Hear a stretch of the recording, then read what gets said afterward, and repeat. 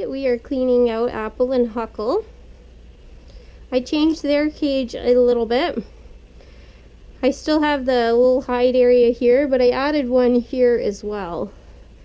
What I decided to try for these guys, since they always burrow where they're eating their hay, is to have their hay tucked under this part, because I thought maybe if they feel like they're already hiding, they're not going to go under the fleece and hide again. Fingers crossed. So far it's been 4 days and nobody's been under that liner, which is a pretty big deal, because before, when I had their hay area out here, every day, all the time, they would be going underneath that liner and hiding in under there and sleeping under there. My problem with that is the whole point of having this extra liner on top with their hay is so that I can change it out more often, so that once they've been peeing and pooping on it a bit, I can change it out and give them something fresh. So them sleeping under a liner that's not fresh and has been peed on, just, it's not healthy. I don't want them sniffing the ammonia of the urine. I don't want any pee getting on their fur that they don't need. It's just dirty. So it was kind of always being a struggle with them. So I was thinking if I put it underneath that one section, we'd see how it goes. And then once I took that section away for hay, I was like, oh, I still want another section where I can put some beds under so that they can still feel like they're able to hide a little bit there. So now I put like a cuddle cups or cubes under there so they still have a little bit of privacy. So one thing I am learning is I need to give smaller hairy piles more often, because they just go on here and pee. This has been wasted. I knew I got carried away this morning. I've been doing well with giving like more reasonable piles, because I'm around all the time, so they're never gonna run out. But if I give too much, they get on top of it and pee and waste so much, where if I give them a smaller portion, when I'm ready to refill it in the evening, almost all of it's eaten rather than wasted. This morning I was in a rush before work, gave a huge pile, and then right away I was like, great, that's going to be wasted. And it was. So I need to learn to give them less. I always get so paranoid of like, oh, what if they eat it all? And then I'm like, Abby, look at that pile you gave them. If they ate that all, that'd be insane. Because I mean, hay's super important, so you don't want to just give like this much to last them the day. But you don't need to give them a whole flake of hay either. A whole flake or a whole mini bag worth. Because as I said, like, I'm around all the time. It's not like they'd be going for really long periods of time without me showing up again. So they're not going to run out. Oh, we've got a bit of a mess back here. So I do like how I set up their cage. What inspired the change too was, I've mentioned in my coping with loss video that I like to rearrange things. So when Willie passed away, the table I moved over here, put more stuff on it. And then I just felt like changing the cages a little bit, just doing a couple things here or there. So I did added a little section for Nammy and Raisin, and added the section for Apple and Huckle. And then Seymour, I put his crate pad underneath here. It fit perfect. So he has a really cozy place now under there. I might get another crate pad. I need to buy the smaller size so that it can fit under this table.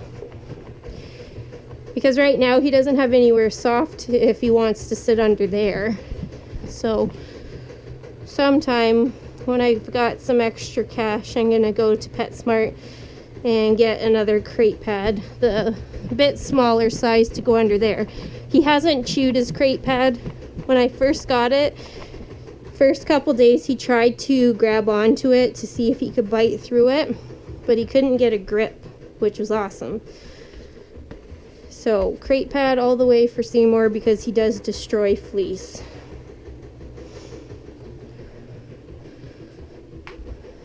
So yes, that's about all I really had to chat about for these guys.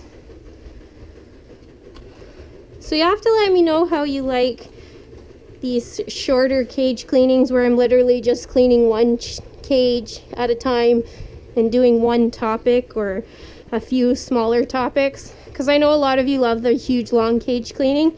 I just think probably realistically not everybody has time to watch the whole thing or isn't interested for the whole thing, but a lot of people want the cage cleaning, so I thought maybe this was a good in-between where if I just do one cage at a time I could upload it a lot more often, just show a different cage each time, have a different topic, so that you could still enjoy cage cleaning, but you don't have to dedicate a whole hour to listening to me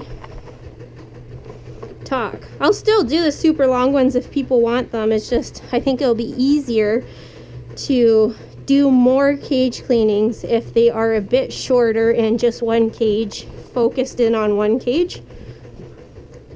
Okay, so I just gotta wash my hands because I gotta tidy Apple's bum like usual.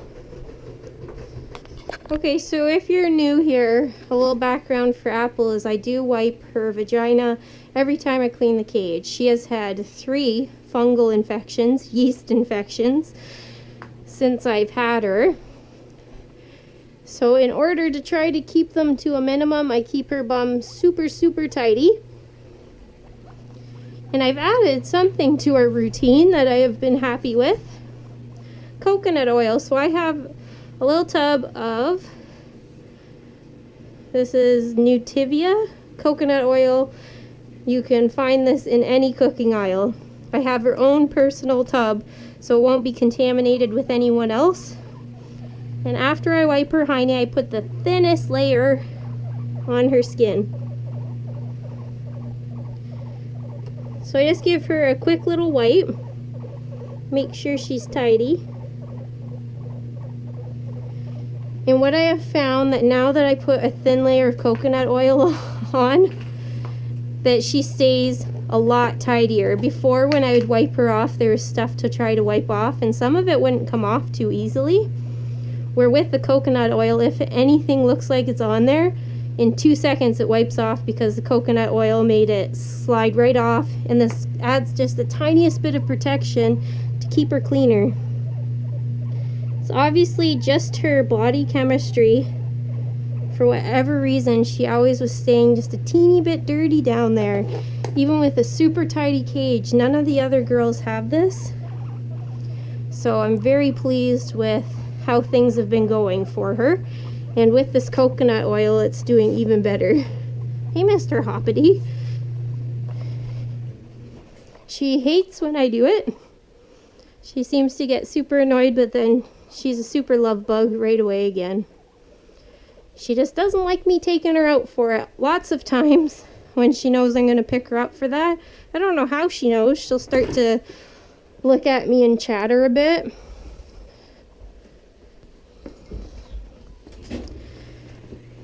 So I would love, love, love if Apple never had to have another fungal infection.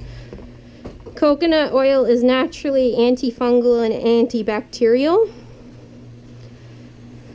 So that was another reason why I thought, hey, I'm going to give this a whirl.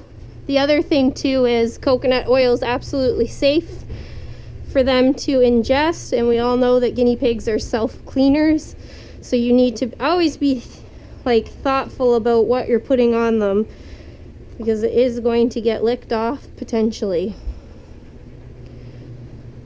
And when I put some on her, it's the thinnest layer. Like, you don't want to glob something like that on or anything like that. It's a very thin layer. And you have to be very careful. Their skin's super sensitive, so I'm always paying attention to see if it looks like it's irritating her. But fingers crossed, it hasn't. She has a pink vagina, so it'd be super easy to tell if she was getting irritated. It would be red. But nope, it looks the cleanest it has ever looked now that I've started putting that on. So that's a fun tidbit for you. But it's with guinea pigs, honestly, you just learn as you go. And for some things like apples, fungal issues, where there's like nothing, I can never find anything to read up on about it. You just kind of got to find your way with it. That's one reason I like to share things with you guys, in case somebody else comes across this one day and it's like, hey, that's the same problem I'm having with my pig. Maybe I can help somebody figure something out. So I just gotta go get them, hey?